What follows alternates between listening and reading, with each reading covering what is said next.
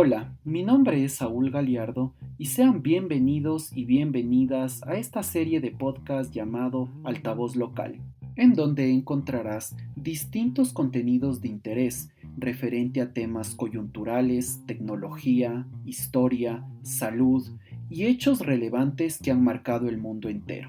Esperamos que disfrutes del contenido que tenemos preparado para ti y que sea de tu total agrado. Recuerda que nos puedes seguir en todas nuestras redes sociales.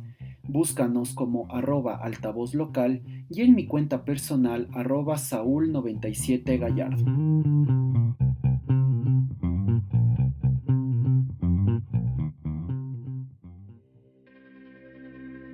En el episodio del día de hoy hablaré acerca de lo sucedido en México el 2 de octubre de 1968, denominado como la masacre de Tlatelolco.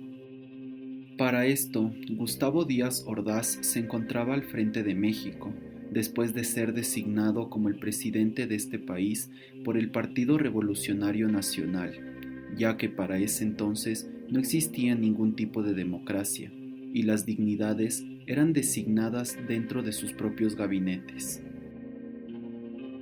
Entrando en contexto, en el año de 1968, un poco antes de los Juegos Olímpicos en México, ya se comenzaron a dar movilizaciones por parte de estudiantes universitarios, principalmente entre los estudiantes del Instituto Politécnico Nacional y estudiantes de la Universidad Autónoma de México, en donde la Policía Federal tuvo que intervenir varias veces en las instituciones, violando cualquier tipo de autonomía universitaria. Al darse estos actos de represión por parte del gobierno, estas movilizaciones comenzaron a tomar mucho más fuerza e intensificarse a lo largo de la capital del país. Tanto así que las manifestaciones comenzaron con la movilización de estudiantes de diversas universidades e institutos técnicos, pero luego se sumaron muchos más sectores de la población: padres, mujeres, profesores, médicos, obreros y trabajadores civiles. Esto originó la creación del Consejo Nacional de Huelga, que organizaba estas manifestaciones en varios sectores del país, para reclamar así sus derechos. El 18 de septiembre de 1968, el gobierno ordenó que cuerpos militares se desplieguen a lo largo de la ciudad para que colaboren con los policías y controlen estas manifestaciones que, como ya les había manifestado, se habían intensificado, reuniendo a cientos de personas por su malestar frente a las disposiciones para ellos arbitrarias por parte del gobierno federal de México. Es así que el presidente Ordaz da la orden para que se termine con la fuerza del movimiento estudiantil, sin tomar en cuenta ninguna de sus peticiones o socialización de los puntos principales que reclamaban en estas manifestaciones. Ante todos estos tipos de represión y sin tener ninguna respuesta por parte del gobierno, el Consejo Nacional de Huelga convocó a una concentración masiva en la Plaza de las Tres Culturas, ubicada en Tlatelolco, Ciudad de México, el 2 de octubre de 1968. Esta plaza fue construida sobre las ruinas de la antigua ciudad azteca de Tlatelolco. Alrededor del sitio arqueológico se encuentra la iglesia colonial de Santiago, a un costado el edificio de la Cancillería mexicana y por otro el edificio Chihuahua, dando un aspecto de anfiteatro natural, ya que está rodeado de edificios muy altos. Aproximadamente en horas de la tarde, sus líderes comenzaron a hablar desde el tercer piso del edificio Chihuahua, dirigiéndose a todas las personas que se habían dado cita y dando a conocer los puntos que querían socializar con el gobierno por medio de un pliego petitorio de 6 puntos para que ya no exista este tipo de represiones que solo afectaba a más sectores académicos y económicos del país. Los 6 puntos que contenía el pliego petitorio eran: 1. Liberar a todos los presos políticos, que eran estudiantes y activistas que fueron detenidos en manifestaciones previas. 2. La derogación del artículo 145 del Código Penal Federal, que regulaba los delitos de disolución social que perturbaban el orden público y ataquen a la soberanía nacional. 3. Que se disuelva el llamado Grupo de Granaderos, conformado por elementos de la policía que participó en varios actos de represión estudiantil, previos al 2 de octubre. 4. Destitución del jefe y subjefe de la policía, Luis Cueto Ramírez y Raúl Mendiola respectivamente, ya que habían tenido roces sumamente fuertes con los dirigentes estudiantiles. 5. Indemnización a las víctimas de represión que fueron detenidos injustamente. Y por último, el deslinde de responsabilidades de representantes involucrados en actos de violencia en contra de los estudiantes, para que se establezca un diálogo directo entre el gobierno mexicano y el Consejo Nacional de Huelga, para la respectiva socialización de sus peticiones.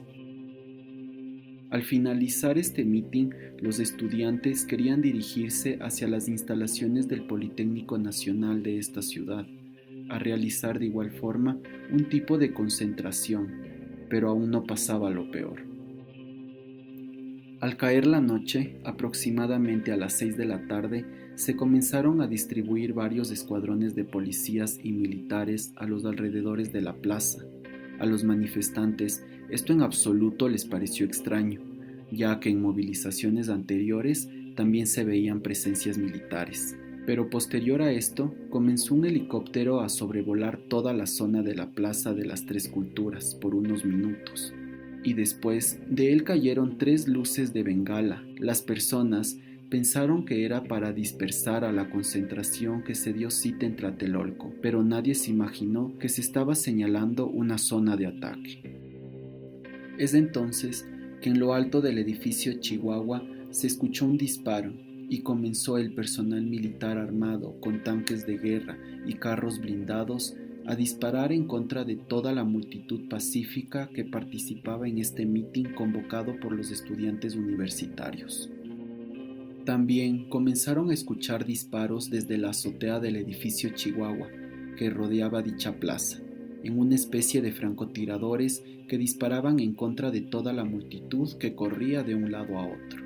Se afirma que los que desataron el fuego desde estos edificios fueron miembros del Batallón Olimpia, un grupo paramilitar de contrainsurgencia creado por el gobierno federal mexicano, con el supuesto fin de vigilar y perseguir a quienes realizaban acciones en contra del gobierno de turno de ese momento en México.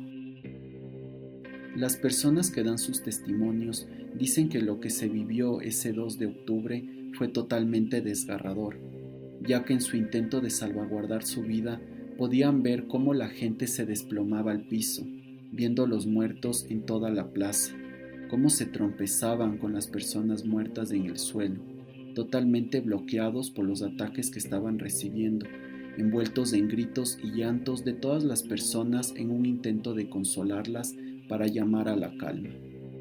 Los soldados también comenzaron a ser víctimas de los disparos que provenían desde lo alto del edificio Chihuahua, intentando de esta manera devolver el fuego a los edificios que rodeaban la plaza.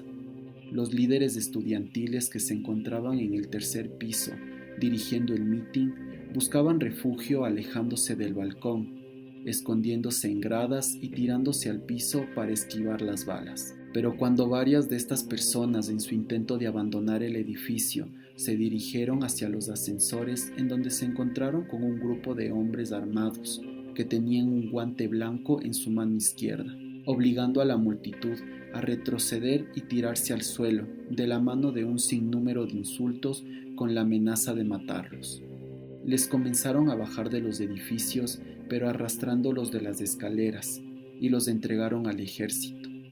Después les obligaron a desvestirse y a muchos les propinaron golpes hasta que los llevaron en los camiones a un lugar desconocido. Muchos lo tomaron como una real emboscada, ya que el lugar parecía estratégico y todas las salidas estaban bloqueadas por elementos militares y tanques de guerra, dejándoles a las personas sin ninguna opción de poder escapar. El resultado, decenas de muertos, cientos de heridos y miles de detenidos. Lo que llamó la atención es que gran parte de los estudiantes hacían fuerza en contra de estas represiones, pero al ver el intercambio de fuego, las personas lo único que buscaban es refugiarse de alguna manera. Posterior al ataque en la plaza, los agentes militares y la policía comenzaron a realizar cateos y detenciones arbitrarias dentro de los edificios de Tlatelolco, como por ejemplo en departamentos y oficinas. Al día siguiente de la masacre, al amanecer, la plaza estaba completamente limpia y los cuerpos habían desaparecido. Muchos se encontraban en la morgue y muchos otros no se conocía su paradero. Es por eso que hasta el día de hoy se desconoce la cifra exacta de las personas fallecidas en este suceso. El gobierno dio la noticia de que la noche anterior se había dado un enfrentamiento entre militares y estudiantes, y que los estudiantes fueron los que habían atacado primero. De esta forma, justificaban el proceder de todo el cuerpo militar. Pero quedó la incógnita de quién era el responsable de la masacre de Tlatelolco. Todo apuntaba a Luis Echeverría Álvarez, quien fue el secretario de Gobernación y tenía bajo su mando a la hoy extinta Dirección Federal de Seguridad, un órgano de inteligencia para controlar cualquier alteración de orden social.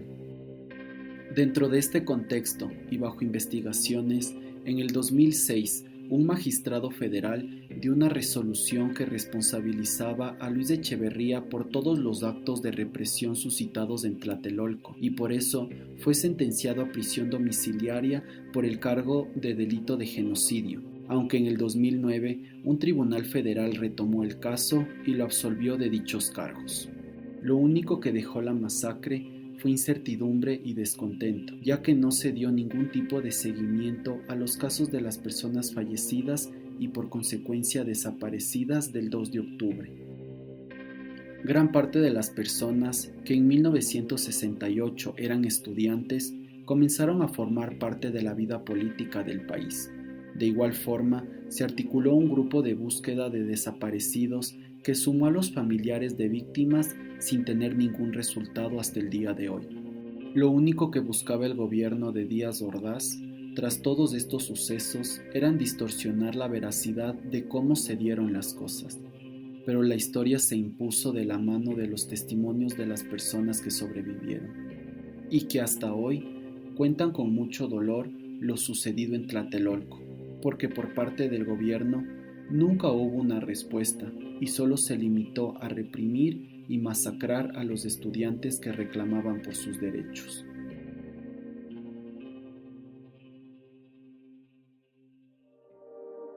Es así que llegamos al final del episodio del día de hoy, esperando que el contenido preparado para ustedes sea de su interés y agrado. Recuerden que nos pueden seguir en todas nuestras redes sociales para dejar sus sugerencias y comentarios. Nos encuentran como @altavozlocal y en mi cuenta personal @saul97gallardo. Hasta una próxima ocasión.